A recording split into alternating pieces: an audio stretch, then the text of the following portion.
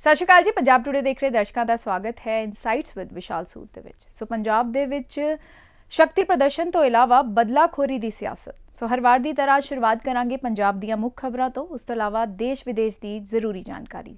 ਹਰ ਵਾਰ ਦੀ ਤਰ੍ਹਾਂ ਅੱਜ ਵੀ ਸਾਡੇ ਨਾਲ ਮੌਜੂਦ ਨੇ founder and CEO of Punjab today channel Vishal Sood sir. ਸਤਿ ਸ਼੍ਰੀ ਅਕਾਲ ਸਰ। ਸਤਿ ਸ਼੍ਰੀ ਅਕਾਲ Gurleen, how are you? I am good sir, how you? I am good sir. Alka Lamba ਦੀ ਪੰਜਾਬ ਦੇ ਵਿੱਚ ਪੇਸ਼ੀ ਤੋਂ ਪਹਿਲਾਂ ਇਹ ਜਿਹੜਾ ਸ਼ਕਤੀ ਪ੍ਰਦਰਸ਼ਨ ਹੋ ਰਿਹਾ, ਕਾਫੀ ਵੱਡੇ ਕਾਂਗਰਸ ਦੇ ਨੇਤਾ ਵੀ ਇਹਦੇ 'ਚ ਸ਼ਾਮਲ ਨੇ। ਦੇਖੋ, ਐਜ਼ ਐਨ ਓਪੋਜੀਸ਼ਨ ਉਹ ਆਪਣੀ ਪ੍ਰੈਜ਼ੈਂਸ ਫਿਲਡ ਕਰਾ ਰਹੇ ਨੇ, ਪਰ ਇਹ ਸ਼ਕਤੀ ਪ੍ਰਦਰਸ਼ਨ ਦਾ ਪਰਪਸ ਕੀ ਹੈ? ਮੈਨੇ ਟਰਮ ਸ਼ਕਤੀ ਪ੍ਰਦਰਸ਼ਨ ਯੂਜ਼ ਹੋ ਰਹੀ ਹੈ ਕਿ what are they trying to prove? You have lost the election, everyone knows that. ਸ਼ਕਤੀ ਪ੍ਰਦਰਸ਼ਨ ਦੀ ਆਊਟਕਮ ਕੀ ਹੈ? ਕੀ ਦੱਸਣਾ ਚਾਹ ਰਹੇ ਹੋ ਕਿ ਇੱਕ ਨਵੀਂ ਗੌਰਮੈਂਟ ਆਈ ਹੈ, ਉਹ ਕੁਝ ਸਹੀ ਕੁਝ ਗਲਤ ਡਿਸੀਜ਼ਨ ਲੈ ਰਹੀ ਹੈ। ਇਟ ਇਜ਼ ਕੁਆਇਟ, ਹਜੇ ਜਜਮੈਂਟ 'ਤੇ ਆਉਣ ਦੀ ਕੋਈ ਲੋੜ ਨਹੀਂ ਹੈ। ਜੇ ਕੁਛ ਚੀਜ਼ਾਂ ਉਹਨਾਂ ਕੋ ਬਾਈ ਚਾਂਸ ਕੁਛ ਕਿਸੇ ਵੀ ਗੌਰਮੈਂਟ ਕੋ ਜੇ ਡਿਸੀਜ਼ਨ ਗਲਤ ਹੋ ਰਹੇ ਨੇ, ਕੋਰਸ ਕਰੈਕਸ਼ਨ ਕਿਵੇਂ ਕਰਦੀ ਹੈ, ਬੜਾ ਜ਼ਰੂਰੀ ਸਟੈਪ ਹੈ ਕਿ ਉਹ ਆਪਣੇ ਆਪ ਨੂੰ ਕਿਵੇਂ ਇੰਪਰੂਵ ਕਰਦੇ ਨੇ, ਇਹ ਵੇਖਣ ਵਾਲੀ ਗੱਲ ਹੈ। ਸ਼ਕਤੀ ਪ੍ਰਦਰਸ਼ਨ ਦੇ ਕਾਰਨ ਆਮ ਲੋਕਾਂ ਨੂੰ ਮੁਸ਼ਕਿਲ ਨਾ ਆਵੇ, ਇਸ ਚੀਜ਼ ਦਾ ਧਿਆਨ ਰੱਖਿਆ ਜਾਵੇ। ਕਾਂਗਰਸ ਇੱਕ ਪੰਜਾਬ ਦੀ ਇੱਕ ਇੰਪੋਰਟੈਂਟ ਪਾਰਟੀ ਰਹੀ ਹੈ, ਹੈਗੀ ਹੈ, ਅਤੇ ਉਹ ਕਿੰਨੀਆਂ ਸੀਟਾਂ ਜਿੱਤੀ ਆ, ਦੈਟ ਨੰਬਰ ਇਜ਼ ਦੇਅਰ, ਅਤੇ ਉਹਨਾਂ ਦੀ ਸ਼ਕਤੀ ਕਿੰਨੀ ਹੈ ਸਾਰਿਆਂ ਨੂੰ ਪਤਾ ਹੈ। ਇਹ ਪ੍ਰਦਰਸ਼ਨ ਕਰਕੇ what they are trying to prove is something that they have to answer to the common person. ਅੱਜ ਸ਼ਕਤੀ ਪ੍ਰਦਰਸ਼ਨ ਉਹ ਕਿਹਨੂੰ ਦਿਖਾ ਰਹੇ ਨੇ? Is it for the government ਕਿ ਗਵਰਨਮੈਂਟ ਨੂੰ ਉਹ ਸ਼ਕਤੀ ਪ੍ਰਦਰਸ਼ਨ ਦਿਖਾਉਣ ਆਪਣਾ ਅਸੈਂਬਲੀ ਦੇ ਵਿੱਚ, ਉਹਨਾਂ ਨੂੰ ਫੋਰਸ ਕਰਨ ਕਿ ਉਹ ਬੈਟਰ ਡਿਸੀਜ਼ਨ ਲੈਣ, ਰਾਈਟ, ਔਰ ਉਹਨਾਂ ਨੂੰ ਆਨਸਰੇਬਲ ਉੱਥੇ ਰੱਖਣ। ਸੜਕਾਂ ਦੇ ਉੱਤੇ ਇਕੱਠੇ ਹੋ ਕੇ ਸ਼ਕਤੀ ਪ੍ਰਦਰਸ਼ਨ ਕਰਨ ਦੀ ਹਜੇ ਮੇਰੇ ਖਿਆਲ 'ਚ ਕੋਈ ਨੌਬਤ ਆਈ ਨਹੀਂ ਹੈ। ਡੈਮੋਕ੍ਰੇਸੀ 'ਚ ਉਹ ਵੀ ਅਲਾਊਡ ਹੈ, ਪਰ this situation does not demand that. ਜੇ ਤੁਹਾਨੂੰ ਲੱਗਦਾ ਹੈ ਕਿ ਵੀ ਤੁਹਾਡੇ ਲੀਡਰ ਦੇ ਖਿਲਾਫ ਜਾਂ ਕੁਮਾਰ ਵਿਸ਼ਵਾਸ ਦੇ ਖਿਲਾਫ ਵੀ ਗਲਤ FIR ਹੋਈ ਆ, ਜਾਂ ਉਹ ਪੋਲੀਟੀਕਲ ਵੈਂਡੇਟਾ ਹੈ, courts are there for that. ਆਪਣੇ ਕੁਮਾਰ ਵਿਸ਼ਵਾਸ ਜੀ ਨੇ ਉੱਥੇ ਕੀਤਾ ਕਿ FIR ਨੂੰ ਕੁਐਸ਼ ਕੀਤਾ ਜਾਵੇ। ਅਲਕਾ ਲਾਂਬਾ ਜੀ ਨੂੰ ਵੀ ਇਹੋ ਹੀ ਕਰਨਾ ਚਾਹੀਦਾ, ਪਰ ਇਹਦੇ ਕਾਰਨ ਆਮ ਜਨਤਾ ਦੇ ਉੱਤੇ ਉਹਨਾਂ ਨੂੰ ਇਨਕਨਵੀਨੀਅੰਸ ਨਹੀਂ ਆਉਣੀ ਚਾਹੀਦੀ। ਮੈਂ ਨਹੀਂ ਕਹਿ ਰਿਹਾ ਕਿ ਕਦੀ ਵੀ ਸੜਕ 'ਤੇ ਆਉਣ ਦੀ ਲੋੜ ਨਹੀਂ ਪੈਂਦੀ। ਜੇ ਗੌਰਮੈਂਟ ਅਤੀ ਕਰਦੇ ਜਾਂ ਚੀਜ਼ਾਂ ਬਿਲਕੁਲ ਹੀ ਅਨਫੇਅਰ ਹੋ ਜਾਣ, ਆਉਣ ਦੀ ਲੋੜ ਹੈ ਅਤੇ ਸਾਰਿਆਂ ਨੂੰ ਆਉਣਾ ਵੀ ਚਾਹੀਦਾ ਹੈ, but this is not that situation. ਅਤੇ ਸ਼ਕਤੀ ਪ੍ਰਦਰਸ਼ਨ ਗਲਤ ਥਾਂ 'ਤੇ ਨਾ ਹੋਵੇ, ਸਹੀ ਥਾਂ 'ਤੇ ਹੋਵੇ, ਅਸੈਂਬਲੀ 'ਚ ਹੋਵੇ, ਸਹੀ ਮੁੱਦਿਆਂ 'ਤੇ ਹੋਵੇ, ਇੰਪੋਰਟੈਂਟ ਮੁੱਦਿਆਂ 'ਤੇ ਹੋਵੇ, that will be more useful. ਦੇਖੋ, ਕਾਂਗਰਸ ਵਾਲੇ ਆਤਮ ਮੰਥਨ ਸ਼ਿਵਰ 'ਚ ਜਾਂਦੇ ਨੇ ਹਰ ਵਾਰੀ ਕਿ ਅਸੀਂ ਕੀ ਗਲਤ ਕਰਦੇ ਪਏ ਹਾਂ, ਅਤੇ ਸ਼ਕਤੀ ਪ੍ਰਦਰਸ਼ਨ ਗਲਤ ਥਾਂ 'ਤੇ ਕਰਨਾ, ਉਹ ਵੀ ਇੱਕ ਆਤਮ ਮੰਥਨ ਕਰਨ ਦੀ ਲੋੜ ਹੈ ਕਿ ਵੇਅਰ ਇਟ ਇਜ਼ ਰਿਕੁਆਇਰਡ ਕਿੱਥੇ ਇਹਨੂੰ ਕਰਨਾ ਚਾਹੀਦਾ ਹੈ, that will be more useful. ਅਤੇ ਕਾਂਗਰਸ ਜਦੋਂ ਸ਼ਕਤੀ ਪ੍ਰਦਰਸ਼ਨ ਕਰਦੀ ਹੈ, ਉਹਨਾਂ ਦੀਆਂ ਵੀਕਨੈਸ ਜ਼ਿਆਦਾ ਉਜਾਗਰ ਹੋ ਜਾਂਦੀਆਂ, ਕੌਣ ਕਿਹਦੇ ਨਾਲ ਹੈ, ਕੌਣ ਉਹਦਾ ਪਾਰਟ ਨਹੀਂ ਬਣਿਆ, ਅਤੇ ਇਹ ਉਹਨਾਂ ਦੇ ਵਿੱਚ ਜਿਹੜੇ ਫਿਸ਼ਰਸ ਨੇ, ਜਿਹੜੇ ਉਹਨਾਂ ਦੇ ਵਿੱਚ ਆਪਸ 'ਚ ਦਰਾਰਾਂ ਨੇ, ਉਹ ਜ਼ਿਆਦਾ ਦਿਖਾ ਦਿੰਦੀ ਆ, ਅਤੇ ਰੈਦਰ ਦੈਨ ਉਹਨਾਂ ਦੀ ਸ਼ਕਤੀ ਵਿਖਾਉਣ ਦੇ। ਅਤੇ ਮੈਨੂੰ ਲੱਗਦਾ ਹੈ ਆਤਮ ਮੰਥਨ ਕਰਨ ਪ੍ਰਸ਼ਾਂਤ ਕਿਸ਼ੋਰ ਜੀ ਨੇ ਤਾਂ ਜੁਆਇਨ ਕਰਨ ਤੋਂ ਮਨਾ ਕਰਤਾ ਹੈ, ਪਰ ਇਹ ਚੀਜ਼ 'ਤੇ ਕੋਈ ਵੀ ਬੰਦਾ ਉਹਨਾਂ ਨੂੰ ਦੱਸ ਸਕਦਾ, ਸਾਡੇ ਵਰਗਾ ਸਧਾਰਨ ਆਦਮੀ ਵੀ ਦੱਸ ਸਕਦਾ ਕਿ ਸਹੀ ਥਾਂ 'ਤੇ ਜੇ ਆਪਣੀ ਤਾਕਤ ਵਿਖਾਓਗੇ ਉਹ ਕੰਮ ਆਉਂਦੀ ਆ, ਅਤੇ ਤਾਕਤ ਜਦੋਂ ਵਿਖਾਓ ਉਦੋਂ ਤੁਹਾਡੀਆਂ ਵੀਕਨੈਸ ਨਾ ਨਜ਼ਰ ਆ ਜਾਣ, ਕਿ ਆਪਸ 'ਚ ਦਰਾਰਾਂ ਨਾ ਨਜ਼ਰ ਆ ਜਾਣ। ਸਰ, ਇਹ ਬਦਲਾਖੋਰੀ ਦੀ ਸਿਆਸਤ ਜੋ ਕੁਮਾਰ ਵਿਸ਼ਵਾਸ ਜੀ ਨੇ ਕਿਹਾ ਵੀ ਰੱਦ ਕਰਨ ਦੀ ਉਹਨਾਂ ਨੇ ਮੰਗ ਕੀਤੀ, ਜੋ FIR ਦਰਜ ਹੈ, ਇਹਦੇ ਬਾਰੇ ਤੁਹਾਡਾ ਕੀ ਕਹਿਣਾ ਹੈ? ਬਿਲਕੁਲ, ਇਹ ਆਪਾਂ ਉਦੋਂ ਵੀ ਕਿਹਾ ਸੀ ਕਿ ਇਹ ਸਾਡੀ ਪ੍ਰਾਇਓਰਟੀ ਹੈ ਹੀ ਨਹੀਂ ਕਿ ਤੁਸੀਂ ਪੁਲਿਸ ਨੂੰ ਭੇਜ ਕੇ, ਅਤੇ ਕੁਮਾਰ ਵਿਸ਼ਵਾਸ ਨੇ ਕਿਉਂਕਿ ਉਹਨਾਂ ਨੇ ਕੋਈ ਗੱਲ ਕਹੀ ਸੀ which you might not agree with, you go to court, ਮਾਨਹਾਨੀ ਦਾ ਦਾਅਵਾ ਕਰੋ, ਹੈ ਨਾ, ਅਤੇ ਉੱਤੇ ਤੁਸੀਂ ਆਪਣੇ ਆਪ ਨੂੰ ਪ੍ਰੂਵ ਕਰੋ, ਆਪਣੇ ਆਪ ਉਹਨਾਂ ਨੂੰ ਆਪਣਾ ਬਿਆਨ ਵਾਪਸ ਲੈਣਾ ਪਏਗਾ। ਪਰ ਇਸ ਤਰ੍ਹਾਂ ਤੁਸੀਂ ਆਪਣੀ ਇਮੇਜ ਖਰਾਬ ਕਰਦੇ ਪਏ ਹੋ as a government, as a ਜਿਹੜੀ ਪਾਰਟੀ ਤੁਸੀਂ ਆਪਣੇ ਆਪ ਨੂੰ ਗੈਰ ਰਿਵਾਇਤੀ ਪਾਰਟੀ ਬਾਰ-ਬਾਰ ਕਹਿੰਦੇ ਹੋ, ਉਹ ਗੈਰ ਰਿਵਾਇਤੀ ਕੰਮ ਤਾਂ ਕਰੋ ਨਾ। ਹਰ ਪਾਰਟੀ ਆ ਕੇ ਜਿਹੜੀ ਪਾਵਰ 'ਚ ਆਉਂਦੀ ਆ, ਉਹ ਪੁਲਿਸ ਨੂੰ ਯੂਜ਼ ਕਰਦੀ ਆ ਆਪਣੇ ਖਿਲਾਫ, ਕੋਈ ਵੀ ਜਿਹੜੇ ਲੋਕੀ ਉਹਨਾਂ ਦੇ ਪੋਲੀਟੀਕਲ ਓਪੋਨੈਂਟਸ ਨੇ ਉਹਨਾਂ ਨੂੰ ਬੁਲੀ ਕਰਨ ਲਈ, ਅਤੇ ਤੁਹਾਡਾ ਤਾਂ ਰਿਵਾਇਤੀ ਪਾਰਟੀਆਂ 'ਚ ਫਿਰ ਫਰਕ ਕੀ ਰਹਿ ਗਿਆ? ਅਤੇ ਮੈਨੂੰ ਲੱਗਦਾ ਕਿ ਸਾਡੇ ਚੀਫ ਮਿਨਿਸਟਰ ਸਾਹਿਬ ਨੂੰ ਇਹਨਾਂ ਚੀਜ਼ਾਂ ਬਾਰੇ ਬੜਾ ਕੇਅਰਫੁਲ ਹੋਣ ਦੀ ਲੋੜ ਹੈ ਕਿ ਉਹਨਾਂ ਦੀ ਇਮੇਜ ਇਹ ਨਾ ਬਣ ਜੇ, ਜਾਂ ਆਮ ਆਦਮੀ ਪਾਰਟੀ ਦੀ ਇਮੇਜ ਇਹ ਨਾ ਬਣ ਜੇ ਕਿ ਉਹ ਸਿਰਫ ਇੱਕ ਬੰਦੇ ਨੂੰ ਇਹਨੂੰ ਹਾਈਲਾਈਟ ਕਰਨ ਲਈ ਬਣੀ ਹੈ, ਕਿ ਕੇਜਰੀਵਾਲ ਨੂੰ ਹਾਈਲਾਈਟ ਕਰਨ ਲਈ, ਉਹਨਾਂ ਦੀ ਪਾਲਿਸੀ ਨੂੰ ਹਾਈਲਾਈਟ ਕਰਨ ਲਈ ਬਣੀ ਹੈ। ਪੰਜਾਬ ਗੌਰਮੈਂਟ ਸਾਰਾ ਦਿਨ ਇਸੇ ਕੰਮ 'ਚ ਨਾ ਲੱਗੀ ਰਹੇ, ਇਹ ਇਮੇਜ ਨਾ ਬਣੇ। ਆਈ ਐਮ ਸ਼ੋਰ ਕਿ ਉਹ ਪੰਜਾਬ ਦੇ ਲੋਕਾਂ ਲਈ ਕੰਮ ਕਰਨਗੇ, ਉਹਨਾਂ ਨੂੰ ਸਕਸੈਸਫੁਲ ਬਣਾਉਣ ਲਈ ਕੰਮ ਕਰਨਗੇ, ਪਰ ਇਮੇਜ, ਉਹ ਕਹਿੰਦੇ ਆ ਕਿ wife of the Caesar should appear above suspicion. Appear ਹੋਣਾ ਇੱਕ ਇੰਪੋਰਟੈਂਟ ਵਰਡ ਹੈ ਕਿ ਤੁਸੀਂ ਠੀਕ ਹੈ, ਜੇ ਸਹੀ ਕੰਮ ਤੁਸੀਂ ਕਰਦੇ ਪਏ ਹੋ, ਅਤੇ ਪਬਲਿਕ ਲਾਈਫ 'ਚ ਤੁਸੀਂ ਵਿਖਦੇ ਵੀ ਸਹੀ ਕੰਮ ਕਰਦੇ ਨਜ਼ਰ ਆਉਣੇ ਚਾਹੀਏ। ਇਹ ਨਹੀਂ ਨਜ਼ਰ ਆਉਣਾ ਚਾਹੀਦਾ ਕਿ ਤੁਸੀਂ ਇੱਕ ਆਦਮੀ ਦੀ ਸਾਈਕੋਫੈਂਸੀ ਕਰਦੇ ਪਏ ਹੋ, ਉਹਨੂੰ ਹੀ ਤੁਸੀਂ ਪੂਰੀ ਦੁਨੀਆ ਦਾ ਹੀਰੋ ਬਣਾਉਣ 'ਚ ਲੱਗੇ ਹੋ। It should not appear like that. ਤੁਸੀਂ ਸਿੱਖਣ ਜਾਣਾ ਹੈ, ਦਿੱਲੀ ਜਾਓ, ਪਰ 4 ਥਾਂ ਤੇ ਹੋਰ ਜਾਓ, ਉੱਥੋਂ ਬੈਸਟ ਮਾਡਲ ਕਰੋ। MOU ਕਰਦੇ ਪਏ ਹੋ, ਦਿੱਲੀ ਨਾ ਕਰੋ, 5 ਥਾਂ ਤੇ ਹੋਰ ਕਰੋ। Then it shows that it is something which is fair and ਜਿਸ 'ਚ ਤੁਹਾਡੀ ਇੰਟੈਂਸ਼ਨ ਨਜ਼ਰ ਆਏਗੀ।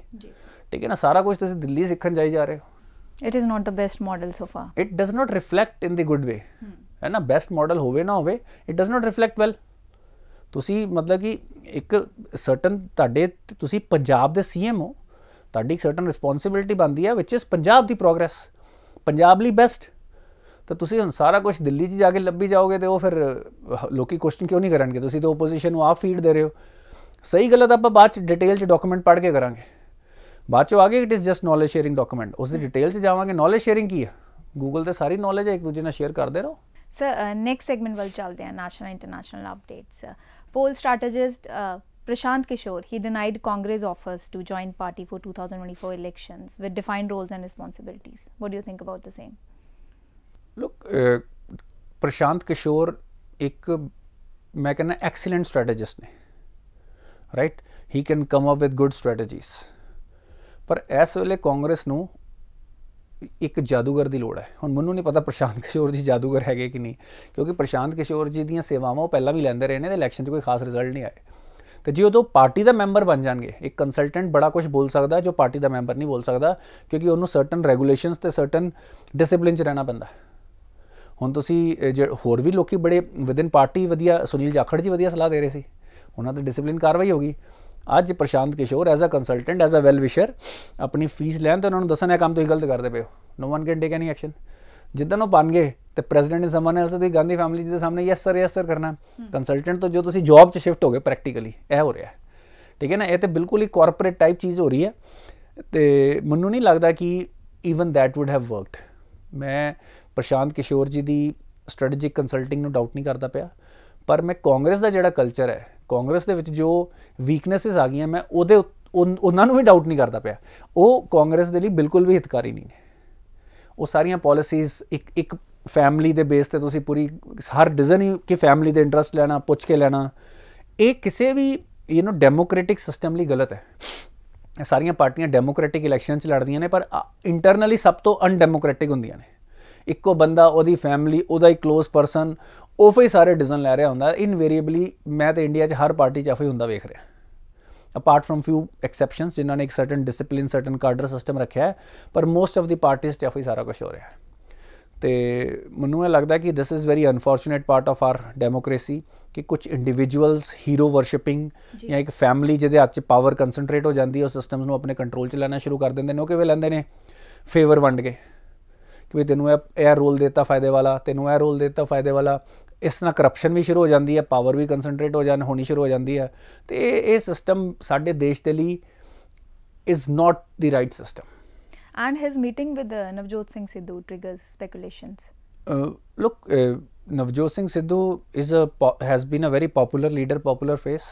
He must be knowing Prashant Kishore. तो now since उन्होंने कहता कि भाई मैं नहीं ज्वाइन कर रहा, तो they could have discuss some common points. You never know, कल नूं खबर आवे कि they might be forming something, a new independent platform they might be creating of people who are visionaries, people who have a certain I would say charisma, ਜਿਹੜੇ public service भी करना चाहते हैं, but made some mistakes.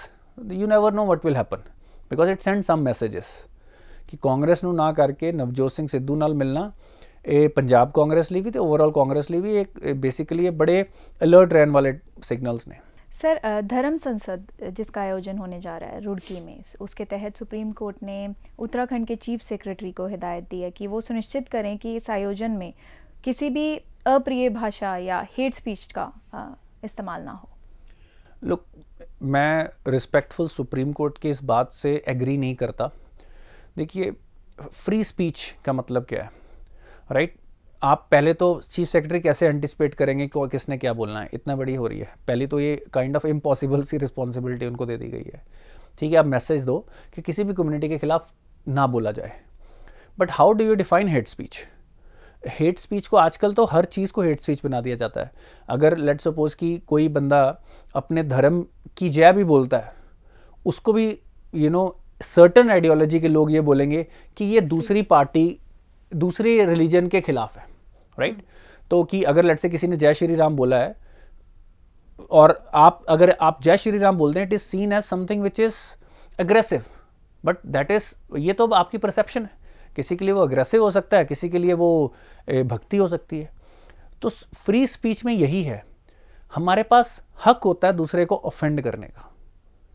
हम अगर देखो, आपको अगर सच ढूंढना है, अगर आपने एक चीज़ की एक थॉट प्रोसेस को चेंज करना है, आप जो भी पुराने रूढ़िवादी विचार हैं या सर्टन विचार हैं उनको जो रखते हैं उनको ऑफेंड करोगे। तो लोगों को बोलने की अभिव्यक्ति देनी चाहिए, और उसके बाद अगर उसके आपको लगता है कि उससे कोई इम्पैक्ट नेगेटिव आया है तो आप एक्शन ले सकते हैं। प्रीएम्प्टिवली आप, ये तो स्पीच को ही कर्टेल करने वाली बात हो जाएगी, राइट? तो हर धर्म के लोगों को अपने धर्म की बात, अपनी कम्युनिटी की, अपने इंटरेस्ट की बात रखने का हक है। और अगर उनको लगता है कि दूसरी कम्युनिटी ने हमारे हकों के आई एम नॉट सेइंग कि आप ऐसी, हालांकि हमें एक नेशनलिस्ट माइंडसेट होना चाहिए, तो वो लोग बोल सकते हैं उस बात को। वो अभिव्यक्ति की आज़ादी हमारे कॉन्स्टिट्यूशन ने हमें दी है, राइट? वो उसका, अगर वो ग्राउंड लेवल पे वो ये बोल रहे हैं कि भाई यू हैव टू, आप किसी को फिजिकल इंजर करने की अगर वो बात करते हैं तो वो हेट स्पीच है। अगर कोई कहता है कि हमें अपने किसी भी, जो भी उनकी वैल्यू सिस्टम है, जो भी उनका बेसिकली कम्युनिटी के जो भी उनके लेसन्स हैं, अगर वो उसको कहते हैं कि हमें इसको बढ़ाने की ज़रूरत है या अपने हकों के लिए हमने स्टैंड करना है, ये वो कह सकते हैं। और ये दूसरे बंदे को ऑफेंसिव लग सकता है और वो भी बिल्कुल सही है, और वो भी काउंटर ऑफेंसिव बात कर सकता है, पर आप किसी को फिजिकली इंजर नहीं कर सकते, देश के इंफ्रास्ट्रक्चर का नुकसान नहीं कर सकते। पर फ्री स्पीच एक सर्टेन लिमिट, आप प्रीएम्प्ट नहीं कर सकते। आप चीफ सेक्रेटरी जी क्या बोलेंगे कि आप क्या डिफाइन करके दोगे, आप यही चीज़ें बोल सकते हैं। तो ये काइंड ऑफ इम्पॉसिबल सा मेरे को लगता है कि टास्क उन्होंने दे दिया है उनको। इंटेंशन चाहे अच्छी हो, इंटेंशन यही है कि भाई कम्युनिटीज़ आपस में सद्भावना से रहें, और रहना भी चाहिए, बट हर कम्युनिटी को अपनी बात रखनी है। और जब वो बात रखेंगे जहाँ पे उनके हक की बात होगी, क्योंकि और रिसोर्सेज को बांटने की बात होगी, या इस तरह की कोई भी इकोनॉमिक या रिलीजियस या पॉलिटिकल व्यूज़ पे बात होगी, वो किसी ना किसी को ऑफेंसिव लगनी है। उसको बड़ी आसानी से हेट स्पीच बोला जा सकता है, राइट? पर हेट स्पीच को अगर आपने मेजर करना है तो एक ये कि क्या किसी और पे अटैक, फिजिकल इंजरी, या किसी जो बेसिकली उनके हाउसेस या उनकी प्रॉपर्टी को नुकसान पहुंचाने की बात तो नहीं कही गई है जी। बस यही चीज़ें ही उसमें देखने वाली हैं। अदरवाइज किसी की बात किसी को बुरी लग सकती है, and that is what makes it a free speech. जी सर, फ्री स्पीच या हेट स्पीच के अलावा ऐसे आयोजन, ऐसे इवेंट्स जहाँ पे होते हैं, they do not happen overnight, pre planned होते हैं। तो इसके लिए नेसेसरी रिक्वायरमेंट्स क्या है, प्री नेसेसरी रिक्वायरमेंट्स की अनरेस्ट क्रिएट ना हो? देखो, अगर लॉ एंड ऑर्डर की जो मशीनरी है वो ईमानदारी और फेयरनेस से अपना काम करे, और उनकी जो इंटेलिजेंस है वो काम करे, प्री प्लान्ड होते हैं। अगर अनरेस्ट होने वाला है तो उसकी भी इंफॉर्मेशन होती है। इसका बेस्ट तरीका तो बताऊँ क्या है, जो फंडामेंटली वो है पुलिस रिफॉर्म्स। पुलिस को पॉलिटिकल पार्टी और गवर्नमेंट से अलग कर देना, जैसे जुडिशरी इंडिपेंडेंट है। पुलिस रिफॉर्म्स की इस वक्त जरूरत है। पुलिस इंडिपेंडेंटली अपना काम करे, किसी पॉलिटिकल पार्टी के अंडर काम ना करे, चाहे वो पावर में हो। जब पुलिस रिफॉर्म्स हो जाएंगे, वो लॉन्ग टर्म में हमारी डेमोक्रेसी को बेटर बनाएंगे। हम हमेशा से मैं कहता आया हूँ कि हमारा अभी भी काफ़ी रूल ना कॉलोनियल रूल के हैं, कि रूलर्स के हाथ में पुलिस होती थी, क्योंकि एक हम सब्जुगेटेड पॉपुलेशन थी, जो आपकी गुलाम पॉपुलेशन थी। तो पुलिस आप अपने कंट्रोल में रखते थे कि जब भी आपको यूज़ करना हो आप कर पाओ। आज हमें 75 साल हो गए आज़ाद हुए। मैं सेंट्रल गवर्नमेंट, किसी भी स्टेट गवर्नमेंट को बोलूँगा पुलिस रिफॉर्म्स लेके आओ, पुलिस को इंडिपेंडेंट करो। क्यों नहीं छोड़ते हैं? पुलिस के थ्रू वो अपनी पावर दिखाते हैं, चीज़ों को मैनिपुलेट करते हैं। किसी भी ओपोजिशन को आप उनके ऊपर केसेस बना सकते हो, उनको हरास कर सकते हो। ये सारे जो एग्जाम्पल हम पहले डिस्कस कर रहे थे इन्हीं चीज़ों के थे जी।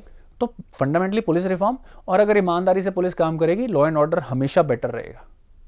आप चीज़ों को बेटर कंट्रोल में रख सकते हैं, आपकी इंटेलिजेंस बेटर काम करे, जो सही है उसको सही बोलो। वो किसी भी कम्युनिटी से हो, अगर वो इंस्टिगेट कर रहे हैं आप प्रीएम्प्टिवली अरेस्ट करो जी। पर वो फेयर होना चाहिए। जी बिल्कुल सर।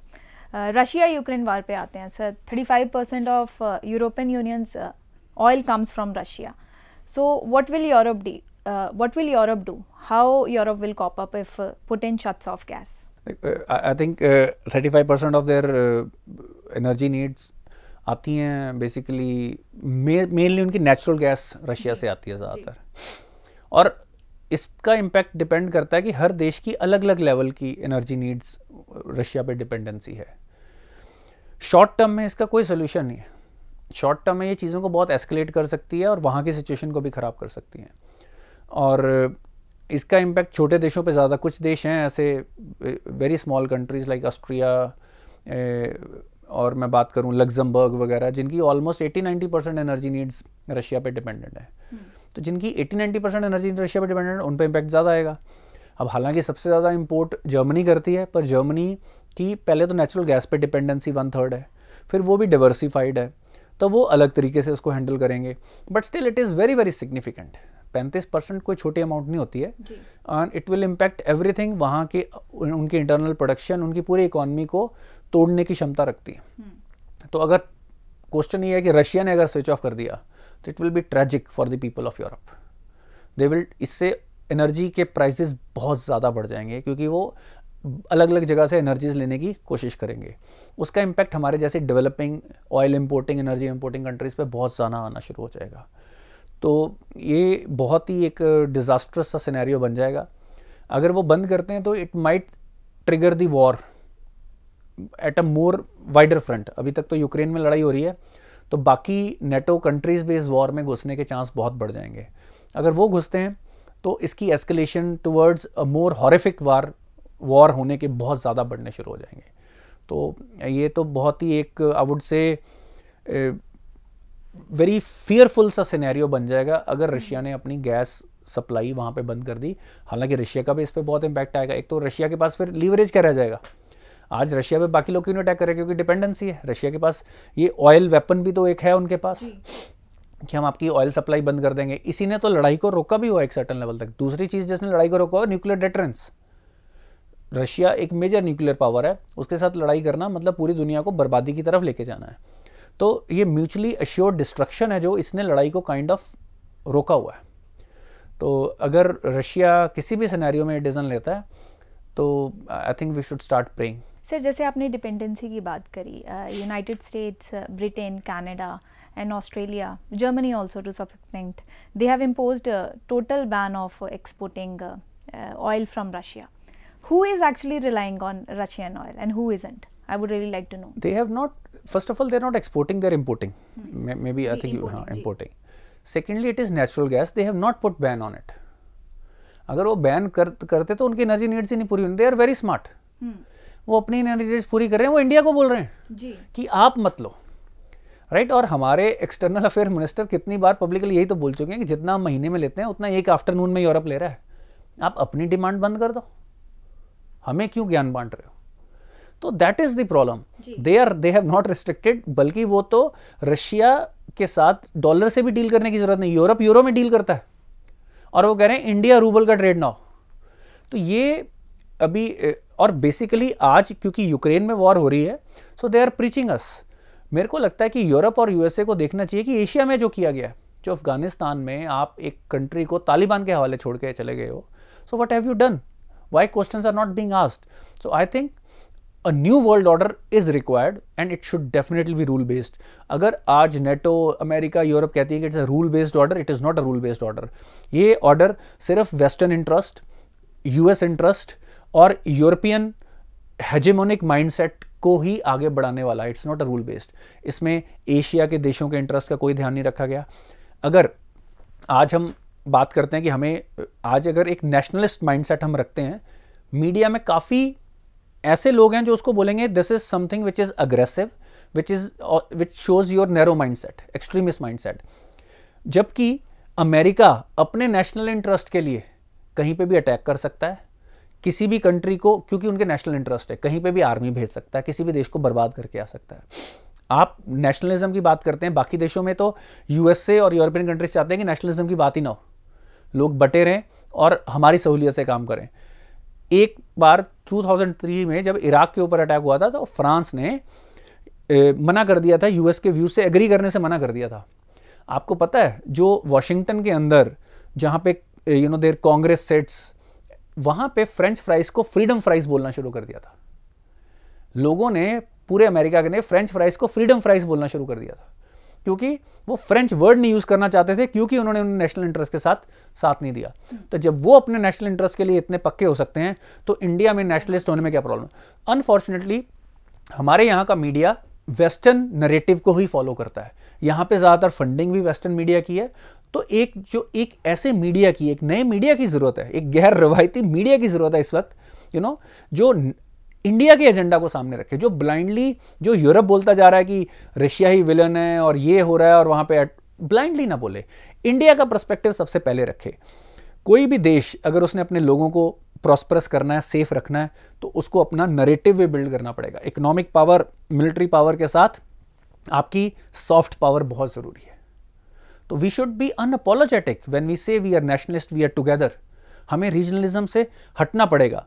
अनफॉर्चुनेटली हमारी काफ़ी पॉलिटिकल पार्टीज़ का भी, काफ़ी मीडिया चैनल्स का अभी भी वो जो कॉलोनियल माइंडसेट है, उनके दिमाग अभी भी उनको वही वैल्यूज़ पसंद हैं जो यूरोपियन वैल्यूज़ हैं।